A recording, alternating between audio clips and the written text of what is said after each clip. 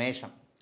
மேஷராசிக்காரர்களுக்கு ராசிநாதன் செவ்வாய் ஒரு நிலையில் நீச்சம் என்கின்ற பலவீன நிலையை அடைந்திருந்தாலும் கூட மற்ற அமைப்புகள் வலுவாக இருக்கக்கூடிய அமைப்பு. 11ஆம் இடத்துல சுக்கிரனும் சனியும் ஒரு 11ஆம் இடங்கள் வலுத்திருந்தாலே பணம் சார்ந்த விஷயங்களில் நல்லவைகள் நடக்கும் அப்படிங்கிறது ஒரு விதிங்க. ஆக எல்லா நிலைமைகள்லையும் கொஞ்சம் ஒரு மாதிரி முதல் 15 நாட்களுக்கு இதை செய்ய முடியுமா, அதை செய்ய முடியுமா, இது செஞ்சிடலாமா, அது செஞ்சிடலாமா, இது நல்லபடியாக நடக்குமா, அது நல்லபடியாக நடக்குமா என்பது போன்ற குழப்பங்கள் இருந்தாலும் கூட மாதத்தின் 3வது 4வது வாரத்தில் பெரிய அளவில் சோதனைகள் எதுவும் இல்லாமல் ஒரு நல்ல மாதமாகவே ஜனவரி மாதம் கண்டிப்பாக இருக்குங்க. ஆகவே எதை பற்றியும் கவலைப்பட தேவையில்லாமல் நல்லவைகள் நடக்கக்கூடிய அமைப்பு உண்டு. 11ஆம் இடங்கள் வலுத்திருந்தால் என்னங்கய்யா நடக்கும்? வேலை, தொழில், வியாபாரம் போன்ற அமைப்புகள் நன்றாக இருக்கும். குடும்பங்களில் தான் கணவன் மனைவி ஒரு மாதிரியான ஒரு பிணக்கம், ஒரு சுணக்கம், ஒரு மாதிரியாக இணக்கம் இல்லாத ஒரு சூழ்நிலைகள் இருக்கக்கூடிய அமைப்புகள் கண்டிப்பாக உண்டு. அதை கூட கொஞ்சம் 3வது வாரம் 4வது வாரத்தில் அப்படியே எல்லாத்தையும் சேர்த்துக்குவீங்க.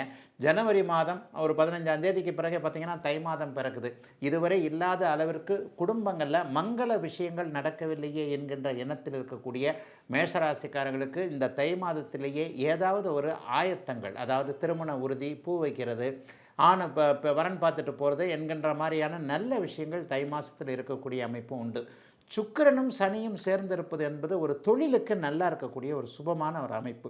2ஆம் அதிபதியும் 11ஆம் வீட்டில் இருக்கிறார், 2வது வீட்டிலையும் குரு இருக்கிறார் என்பது வேலை தொழில் அமைப்புகள் நல்லா இருக்கும்ன்றதை காட்டுது. குறிப்பாக வியாபார பெருமக்களான மேஷராசிக்காரர்கள், விவசாயம் சார்ந்த அமைப்பில் இருக்கக்கூடியவங்க, சிறு குறு தொழில்னு சொல்கிறோம் இல்லையா, ஒரு சின்ன மிஷினை மட்டும் வச்சுருக்கிறேன், ஒரு கார் வச்சுருக்கிறேன், ஒரு பைக் வச்சுருக்கிறேன், ஒரு பஸ்ஸு, ஒரு லாரி, ஏதோ ஒரு வாகனத்தை, ஏதோ ஒரு மிஷினை வச்சு நான் என்னுடைய வாழ்க்கையை நடத்தி கொண்டு இருக்கிறேன் என்கின்ற அமைப்பில் சிறு குறு தொழில் செய்யக்கூடிய அத்தனை மேஷராசிக்காரர்களுக்கும் இந்த மாதம் ஒரு இரட்டிப்பு வருமானம் வரக்கூடிய அமைப்புகள் நிச்சயமாக இருக்கும்.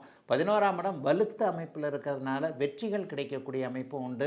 கடந்த காலத்தில் எங்கெங்கெல்லாம் தோற்று போனதாக நினச்சிக்கிட்டு இருந்தீங்களோ அந்தந்த இடத்துலேருந்து எல்லா விதத்திலும் எந்த இடத்துல எந்த அமைப்பில் வெற்றியை பெற முடியவில்லை என்கின்ற அமைப்பில் இருந்தீர்களோ அதில் எல்லாம் வெற்றி கிடைக்கக்கூடிய நல்ல மாதமாக இந்த மாதம் இருக்கும். இளைய பருவத்தினருக்கு மிகப்பெரிய யோக மாதம்னு சொல்லுவேன். சோஷியல் மீடியா கை கொடுக்கும். கல்வி கேள்விகளில் சிறப்பாக இருக்கக்கூடிய, அனைத்தும் நிறைவாக இருக்கக்கூடிய நல்ல மாதமாக அமைஞ்சிருக்குங்க. 2025 ஜனவரி மாதம் எல்லா மேஷராசிக்காரர்களுக்கும் வயதிற்கு ஏற்றாற்போல.